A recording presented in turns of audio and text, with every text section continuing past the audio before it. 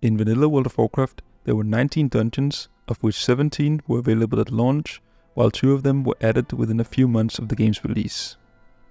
What a lot of players don't know is that Blizzard had been working on another 2 dungeons, which, unlike the other 19, didn't take place in the present, but had the player time traveling back into Azeroth's past. A concept that might not seem too groundbreaking compared to retail WoW, but was very rare in WoW's early days, and while a version of these dungeons were eventually released in later expansions, the original versions have pretty much been forgotten. This is the story of Vanilla WoW's cancelled dungeon. When the original version of World of Warcraft, often called Vanilla, released in 2004, the Warcraft universe was already established with many NPCs, quests, and even in-game books, referring to events that happened before players arrived on Azeroth.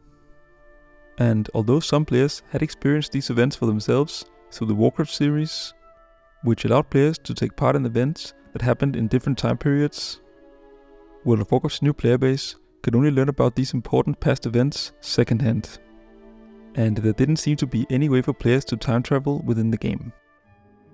As the first players reached level 60, which used to be the max level at the time, endgame primarily consisted of dungeons and raids, and back then there were only 2 raids, Onyxia's Lair and Molten Core, both of which required an attunement, which is a series of tasks the player needs to have completed prior to entering the raid. And this was a system that was actually quite common during WoW's beginning. The attunement for the first raid, Onyxia's Lair, required the player to finish a long questline, at the end of which Horde players were sent to a dragon called Pngtree, located near Onyxia's Lair in Dustfall Marsh. Pngtree then required the player to kill 3 elite dragons found in different parts of Azeroth. One of these dragons, called Cronalis, was described as a timeshifter who resided in the area called the Cavin of Time. And at the time of WoW's release, this was the only hint of time travel found within the game. And as players traveled to the Cavern of Time in the Tenaris zone, they would find Cronalis as well as 2 other dragons called Tick and Oculus. The 3 dragons were guarding a large gate which was blocked by a stone resembling the icon of the Hearthstone item. Of these 3 dragons, only Cronalis was part of a quest, although some players suspected Tick and Oculus of playing a role in unlocking the gate to the Caverns of Time. On World of Warcraft's very first patch, patch 1.2, the dragon named Chromie was introduced.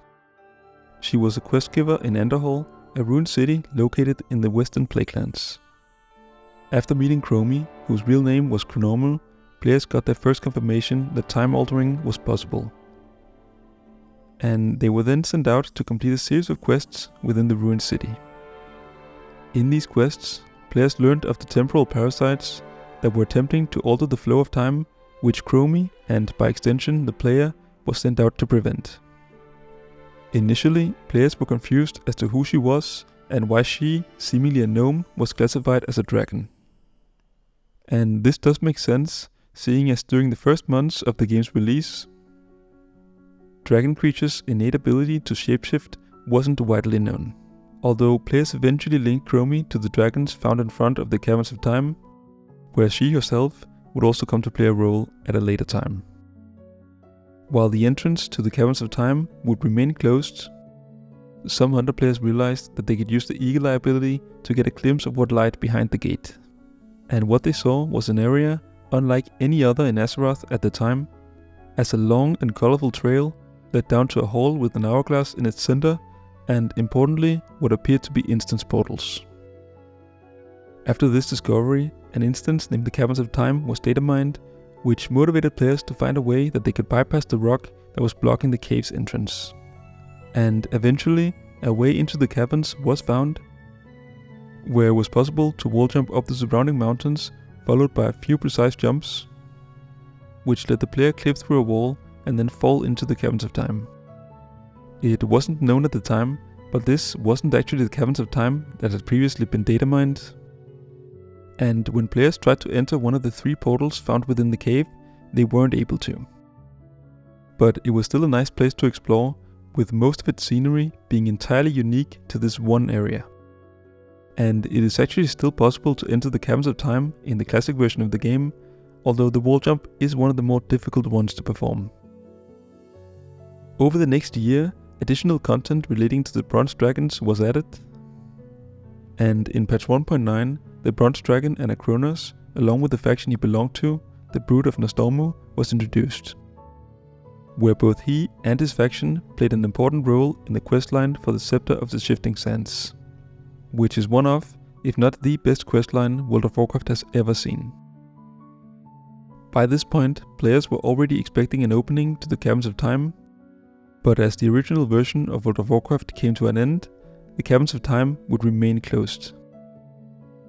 When World of Warcraft's first expansion, the Burning Crusade, launched, the Cavins of Time was finally opened to the player base, revealing 2 new dungeons. The old Hillspad Foothills, in which a group of 5 players assist the soon-to-be Warchief Thrall in escaping from Durnhold Keep, and the Black Morass, where players defend the Guardian Medivh as he attempts to open the Dark Portal while being attacked by the Infinite Dragonflight. There was also a raid called the Battle for Mount Hyjal, which, although technically being available since the release of the expansion, players could only enter in the later patches of the expansion, because this raid, like most others at the time, required an attunement, and a lengthy one at that. With the opening of the Cavins of Time, players thought that Blizzard had finally finished the instance that had been data mined a year earlier, but this wasn't actually the case, as there was another version of the Cavins of Time, which was intended to be released in the vanilla version of the game, although it was ultimately scrapped. And this original version had a similar design to the release version, although graphically it looked quite different. It also had access to both of the dungeons from the Burning Crusade version, although interestingly, the Black Morass instance was much larger, as it had an entire entrance section leading up to the actual Black Morass, which makes up around half of the map's playable area. In the released Burning Crusade version, this part of the instance was scrapped completely, and instead players would just exit a cave, after which they found themselves in the Black Morass. This change was likely made due to the developers' decision of making the dungeon wave-based, meaning that players will start an encounter, after which they will hold their ground against incoming waves of enemies.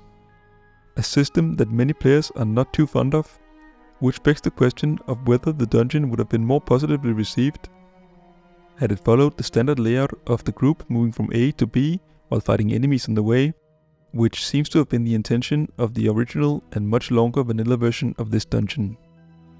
In the 2 expansions following the Burning Crusade, more instances were added to the Cavins of Time, and Chromie, who players had first met years before in the Western Plaguelands, began playing a larger role, and eventually she would be the one to reverse time and return players to the classic version of the game in 2019.